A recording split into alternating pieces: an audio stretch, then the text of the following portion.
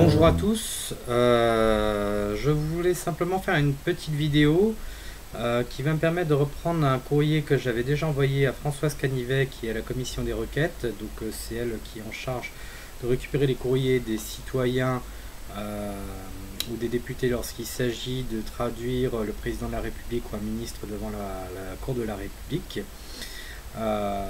Ce courrier-là, j'ai décidé de l'envoyer aussi à Monsieur Debré. En fait, je vais lui donner demain avec tout un tas de torchons. Donc torchons européens, drapeau européen pour ceux qui ne savent pas dans quelles actions je suis. Donc voilà, les drapeaux européens qui ont été décrochés récemment vont être rendus au Conseil constitutionnel, à Monsieur Jean-Louis Debré qui est le président de cette institution. Et donc j'ai quasiment fait un copier-coller du courrier que j'avais envoyé à Madame Canivet, que je souhaitais vous lire, comme ça ceux qui n'aiment pas tellement lire vont pouvoir se taper les 11 pages, mais directement avec ma voix qui n'est peut-être pas la plus sexy qui soit, mais le fond restera le plus important dans cette affaire. Monsieur Debré. Lorsqu'une action criminelle est déguisée en posture politique ou diplomatique, il n'en reste pas moins que la loi ne disparaît pas du code pénal sous prétexte de propagande. Si la réforme constitutionnelle du 23 juillet 2008, non légitimée par référendum, a fait disparaître de notre constitution le principe de crime de haute trahison, dont pourrait se rendre coupable le président de la République et tout ou partie de son gouvernement, il n'en reste pas moins que ce crime n'a pas été aboli dans le code pénal. Ainsi, le chapitre 1er du livre 4 du Code pénal porte sur la trahison et l'espionnage. Pas moins de 9 articles du Code pénal sont constitutifs du crime de haute trahison, comme en dispose l'article 411.1 du Code pénal. Je vous écris pour dénoncer pas moins de 2 crimes de haute trahison commis par le président de la République en personne, ainsi que différents ministres, Affaires étrangères, Défense, Écologie et Transport, que leurs compétences et charges ne pouvaient laisser ignorants et dénué de complicité active quant à cette violation excessivement grave de la loi. Le 5 juin 2013, une bombe médiatique explose au Royaume-Uni avant de s'étendre sur le reste du monde. Le journal britannique The Guardian vient de recueillir et publier le témoignage d'Edward Snowden et nombre de données classifiées secret défense par la NSA. Suite à ces révélations, le journal Le Monde ajoute le 20 octobre 2013 que pas moins de 70,3 millions de données de télécommunications de citoyens français ont été collectées par la NSA. Il en ressort que ces données proviennent pour partie d'une installation gérée notamment par France Télécom, laquelle permet de connecter le câble sous-marin CMEWE 4 reliant l'Asie au continent européen à un centre de données situé à Marseille. Par ailleurs, les correspondances de nos diplomates à l'ONU semblent avoir aussi été espionnées selon l'édition du 1er septembre 2013 du Spiegel, correspondance qui relève du secret défense comme en dispose l'article 413.9 du Code pénal.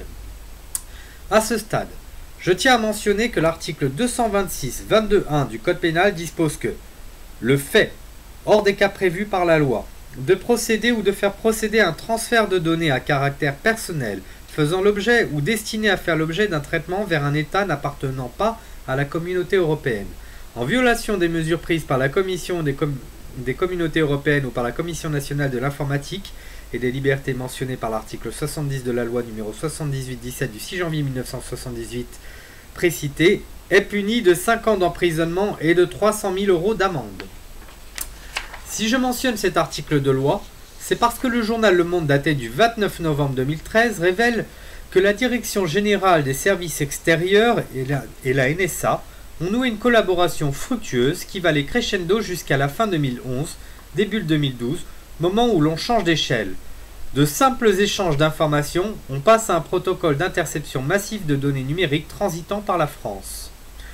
Ce qui signifie donc qu'au-delà de l'espionnage, entre guillemets, subi par la France de la part des États-Unis d'Amérique, c'est bien la livraison à une puissance étrangère de données informatisées dont l'exploitation est de nature à porter atteinte aux intérêts fondamentaux de la nation dont il est question ici. Les autorités politiques de l'époque ont donc violé les articles 411.6 et 411.7 du Code pénal sans jamais avoir été inquiétés. La transmission de données de télécommunications étant soumise au droit national pour commencer, l'article 226.15 du Code pénal protège le secret des correspondances. Il ne peut être question d'échange d'informations entre services étrangers de lutte contre le terrorisme à raison de plusieurs millions de données de télécommunications, à moins que 67 millions de nos concitoyens soient suspectés de terrorisme. Bien entendu, cette livraison de données informatisées par la France aux autorités américaines a débuté bien avant le mandat de François Hollande et a atteint son paroxysme fin 2011 selon les données livrées par Edward Snowden, ce qui à ce stade pourrait dédouaner le chef de l'État d'être mêlé à ce crime de haute trahison et oblige à ce qu'une enquête soit ouverte sur les responsabilités de Nicolas Sarkozy et les différents ministres impliqués durant cette période. Cependant, c'est bien sous le mandat de François Hollande que l'affaire va être révélée et vite poussée sous le tapis. Je tiens ici à rappeler les attributions du président de la République qui lui sont conférées par l'article 5 de la Constitution. Le président de la République veille au respect de la Constitution, il assure par son arbitrage le fonctionnement régulier des pouvoirs publics ainsi que la continuité de l'État. Il est le garant de l'indépendance nationale, de l'intégrité du territoire et du respect des traités. Cet article ne souffre pas d'ambiguïté. Si l'intégrité territoriale est menacée, par exemple lorsqu'une puissance étrangère aliène la sécurité de nos infrastructures ou dispose de complicités permettant d'accéder à des données de télécommunications extrêmement sensibles en France, il est du devoir du président de la République de veiller à mettre fin à une telle crise et restaurer la sûreté de nos infrastructures et équipements.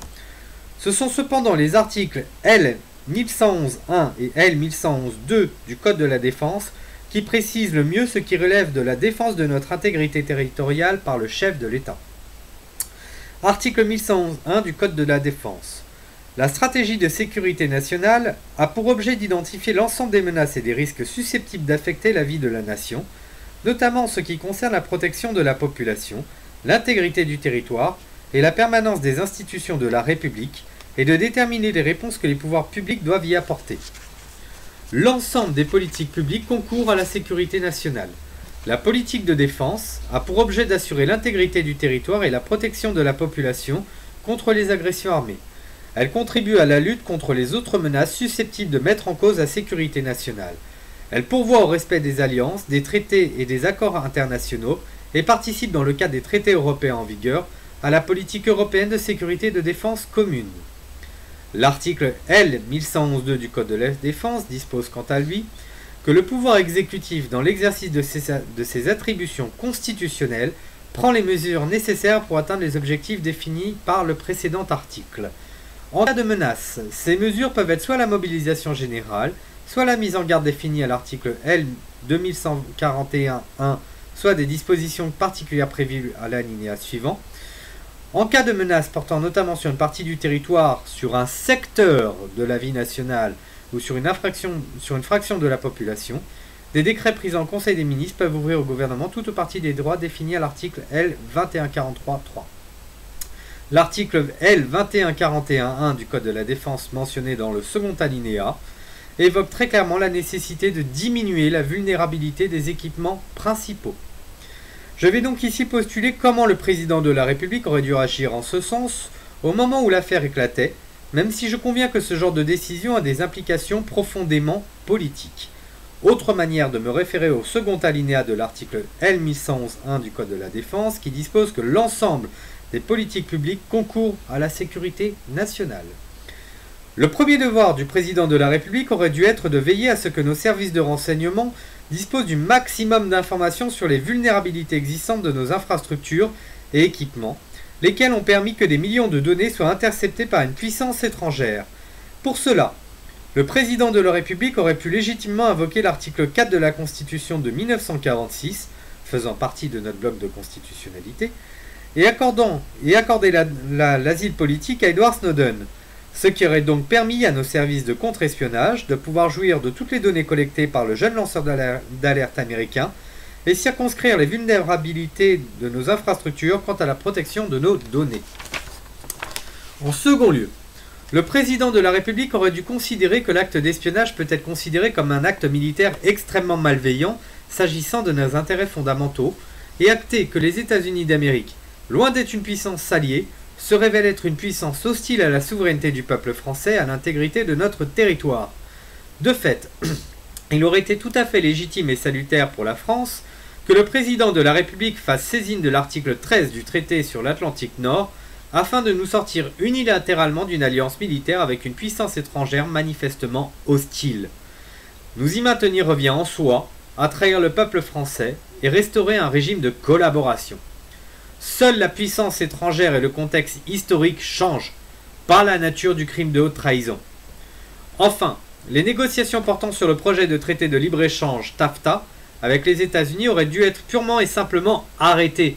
Un président de la République soucieux de défendre les intérêts de son peuple ne passe pas d'accords commerciaux défavorables à la France avec une puissance étrangère ayant une posture agressive avec nous.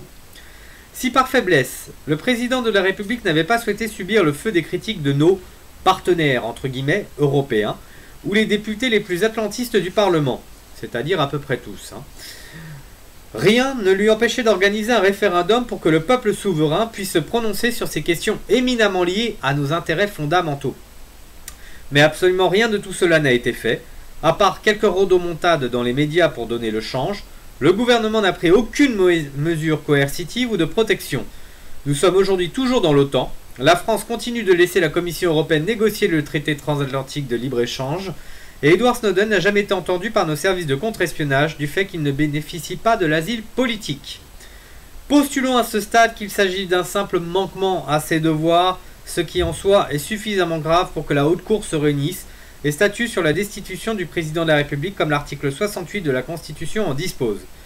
Il n'en reste pas moins que lorsque le 2 juillet 2013, le président de la République a utilisé les moyens et personnels militaires et civils de la France pour interdire la traversée de notre espace aérien au président de la République de la Bolivie au motif que les États-Unis d'Amérique soupçonnaient que son appareil transportait Edward Snowden, nous n'étions plus dans le registre de la trahison passive du chef de l'État, mais bien proactive. Contrairement aux déclarations avancées par le ministère des Affaires étrangères, c'est bien l'hypothétique présence d'Edward Snowden dans l'avion du président Evo Morales qui a entraîné une telle décision des autorités françaises. Ceci a été révélé par le président de la Bolivie lui-même, alors qu'il évoquait les négociations avec Alberto Carneno, ambassadeur d'Espagne en Autriche, dans un article du Monde diplomatique datant du mois d'août 2013, lequel lui fera part des suspicions états-uniennes quant à la présence d'Edward Snowden dans son avion. Je cite ici M. Evo Morales. Lorsque je l'interroge sur les raisons de cette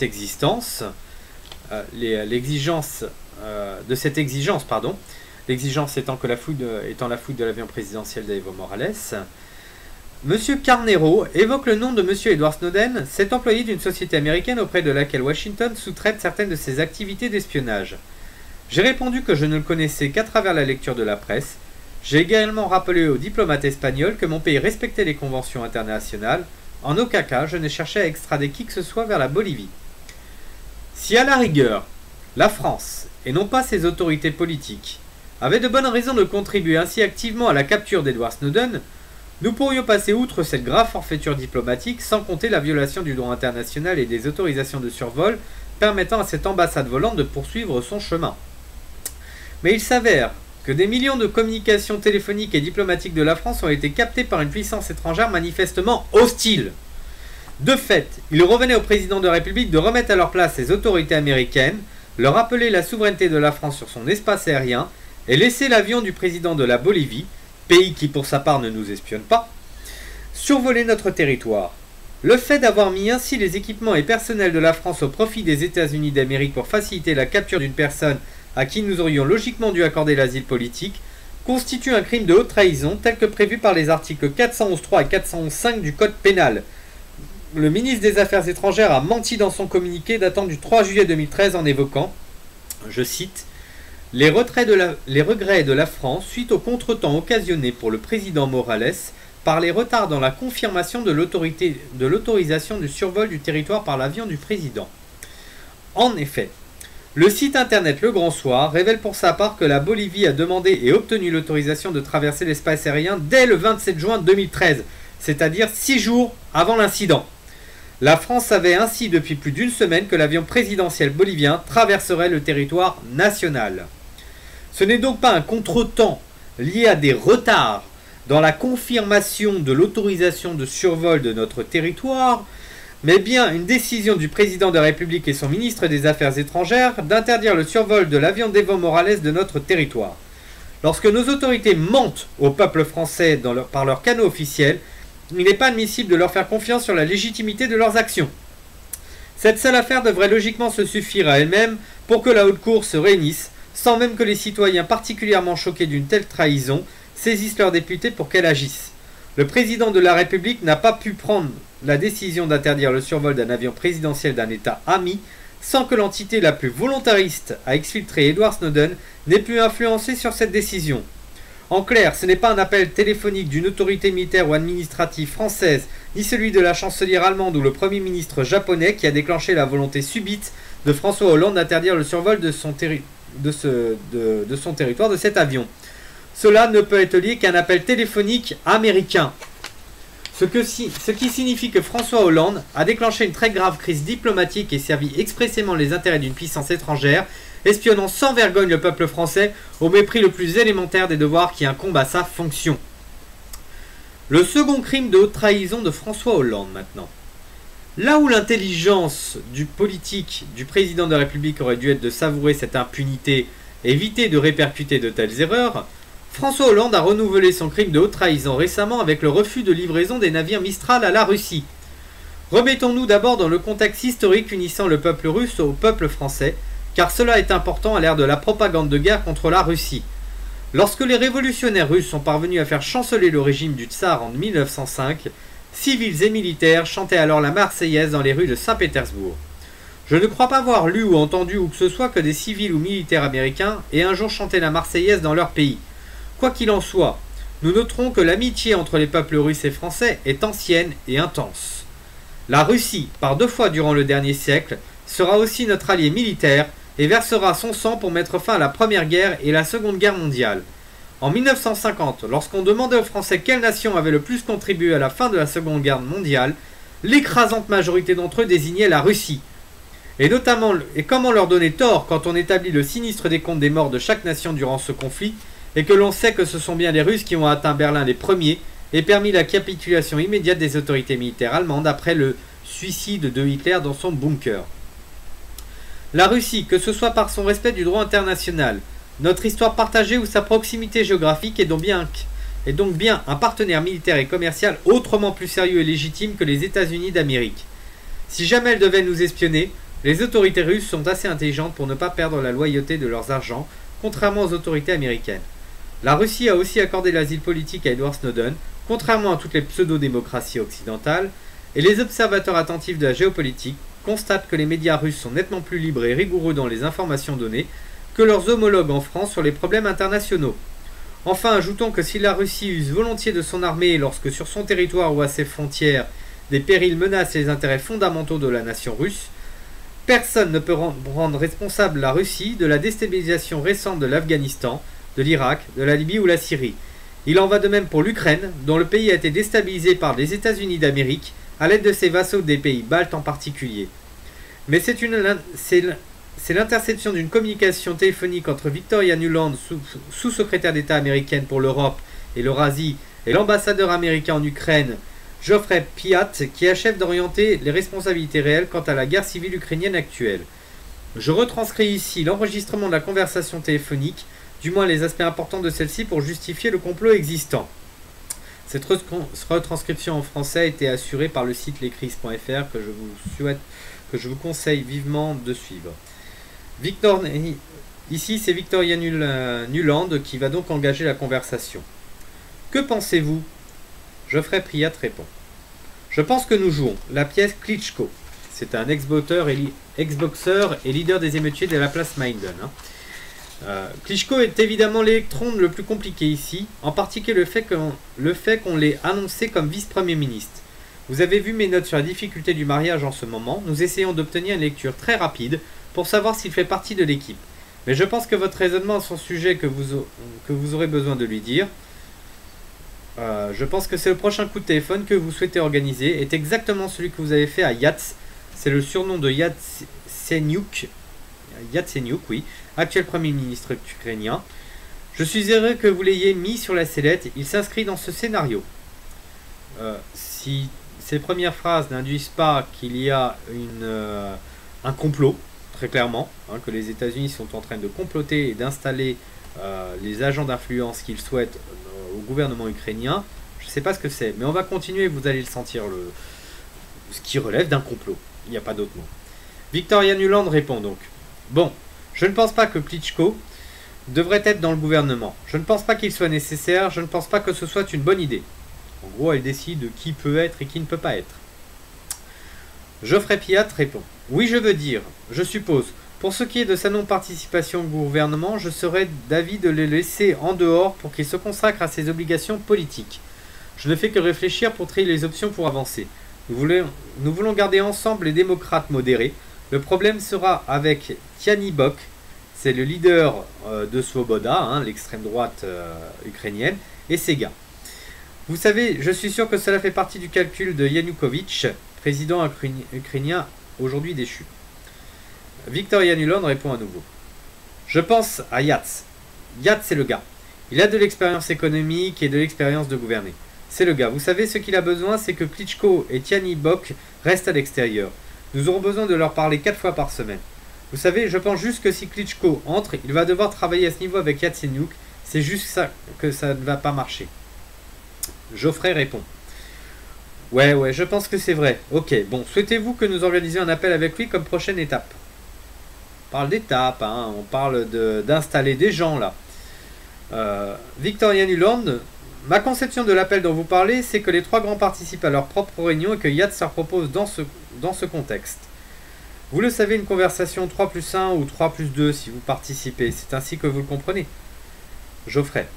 Non, je ne pense pas que c'est ce qu'il a proposé, mais connaissant leur dynamique interne lorsque Klitschko était le chien dominant, vous voyez le mépris qu'ont les diplomates américains pour les gens qui veulent installer en Ukraine, visiblement c'est leur toutou. Il va prendre son temps avant de se pointer à une de leurs réunions et doit déjà être en train de parler à un de ses gars. Donc je pense que si vous vous adressez directement à lui, cela aiderait à faire de la gestion de personnalité parmi les 3. On parle de gestion de personnalité encore une fois. Cela vous donne également une chance d'agir vite sur tout cela et nous permettra d'être derrière avant qu'il s'assoie et qu'il explique pourquoi il n'est pas d'accord. Victoria. Ok, bon, je suis heureuse.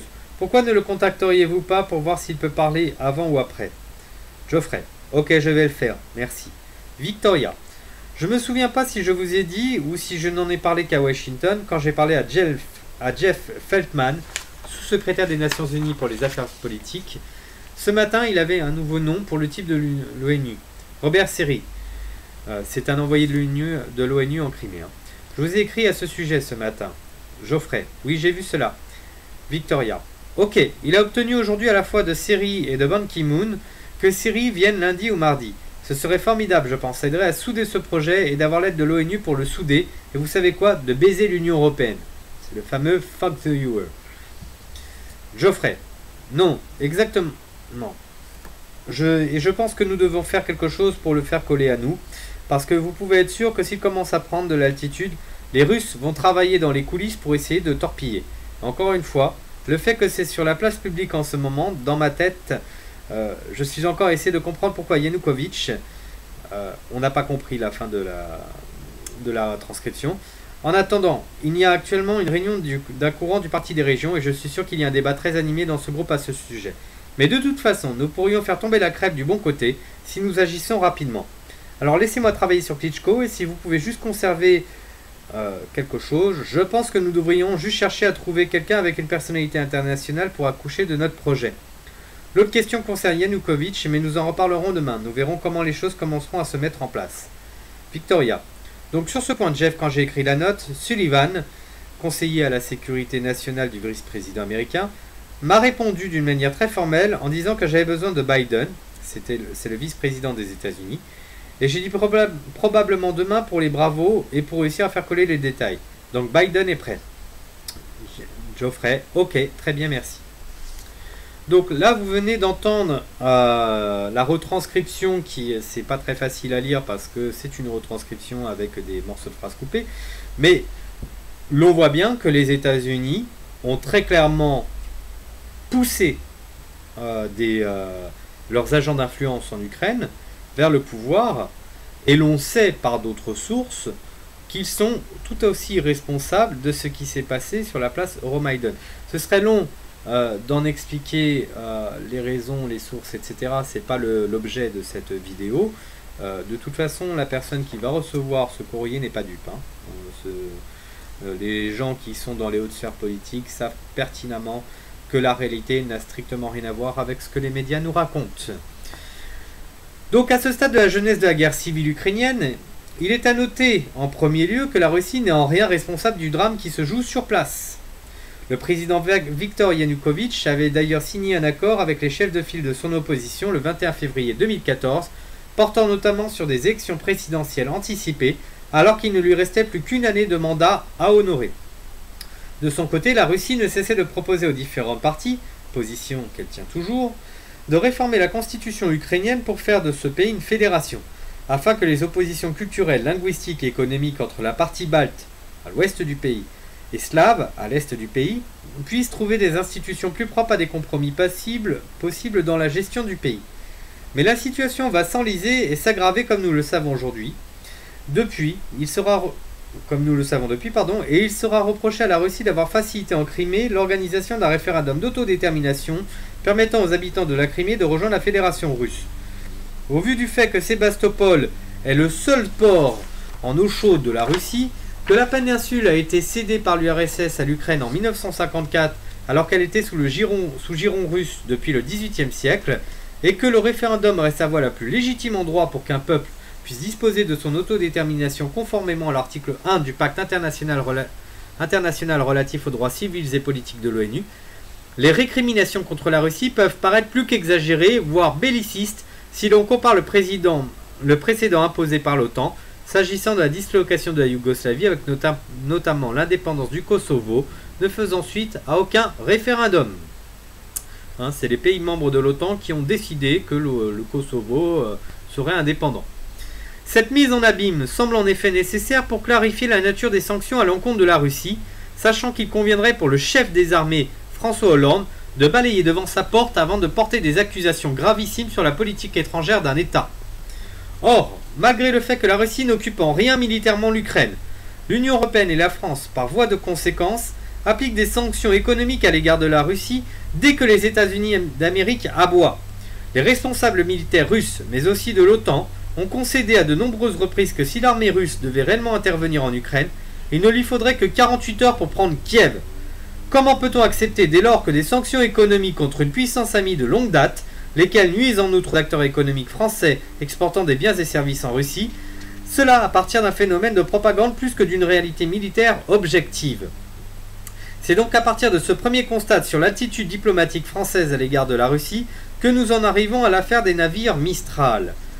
Le contrat de vente signé le 17 juin 2011 entre la France et la Russie porte sur la livraison de 2 navires militaires construits en France pour un montant de 1,12 milliard d'euros. Les 3/4 de la somme seront avancés par la Russie. Différentes clauses portent évidemment sur les indemnités que peut réclamer la Russie en cas de retard, voire d'annulation de la livraison d'un navire.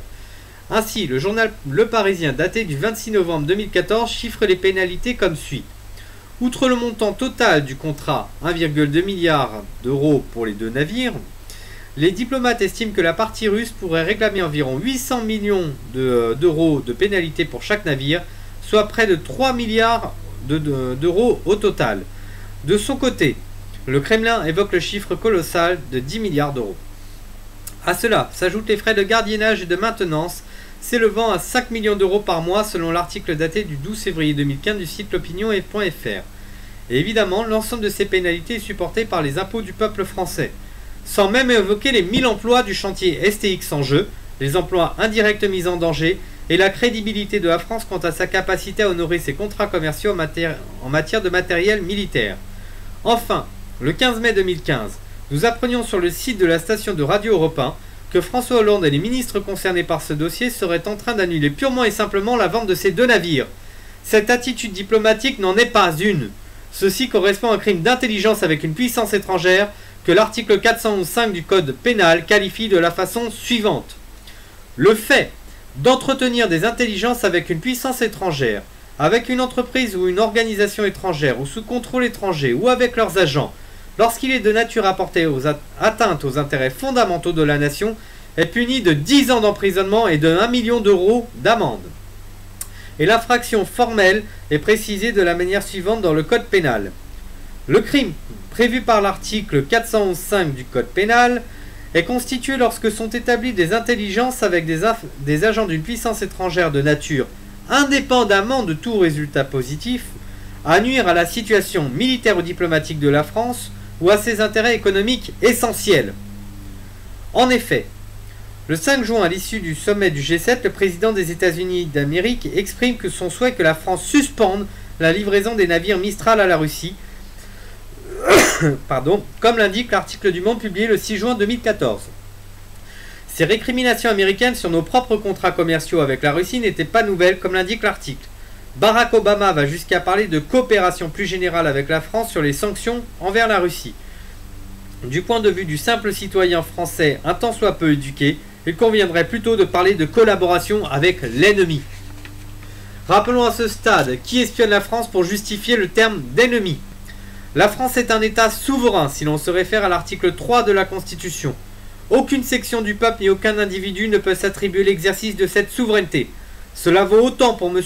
Obama, dont la légitimité exécutive s'arrête aux frontières des États-Unis d'Amérique, mais cela vaut aussi pour M. Hollande et son gouvernement, qui se doivent de respecter la souveraineté nationale du peuple français et agir conformément aux intérêts fondamentaux de la France. L'ensemble de ces trahisons, sans considération de celles qui sont d'ordre politique uniquement, sont menées tambour battant sous le joug de l'Union européenne, institution ardemment soutenue et financée par les États-Unis d'Amérique, permettant de coloniser mentalement, culturellement, politiquement, diplomatiquement, économiquement les États-nations qui y sont enfermés. Raison pour laquelle je vous remets le torchon 6 juin, non reconnu par la France dans les annexes du traité de Lisbonne, ni dans sa constitution. Il symbolise l'occupation de notre pays, et si déjà plus de 235 drapeaux sont tombés en France au moment où je vous fais remettre ce courrier, sachez que les décrocheurs se prévalent de la préservation du droit de résistance à l'oppression. Monsieur Canivet, Monsieur Debré, vous avez été un haut magistrat et vous ne pouvez être insensible aux faits, arguments et textes de loi cités ici. Je souhaite que le Conseil constitutionnel cesse d'expliquer à notre oligarchie comment nous déshabiller constitutionnellement de notre souveraineté et de notre indépendance nationale, sachant que la première est reconnue comme étant une et indivisible, imprescriptible et inaliénable par le même texte qui fait du droit à l'insurrection un devoir pour le peuple français lorsque le gouvernement viole les intérêts fondamentaux de la nation. Tant que cela ne sera pas le cas, et que le Conseil constitutionnel restera une institution corrompue par les idéologies des personnes nommées par nos oligarques, au lieu d'être un garde-fou de nos droits fondamentaux, vous recevrez d'autres torchons, et attendez-vous à devoir trancher publiquement d'épineuses questions de constitutionnalité sur la légitimité de cet emblème politique sur nos bâtiments publics, mais plus encore sur les limites et proportionnalités du droit de résistance à l'oppression. S'il existe jusque dans notre code pénal, à travers l'état de nécessité, c'est qu'il mérite la considération des juristes ayant un semblant de respect pour l'autodétermination des peuples. Avec l'expression de tout mon respect pour les fonctions qui sont les vôtres, bien cordialement, Sylvain Baron, pour l'association Les Décrocheurs.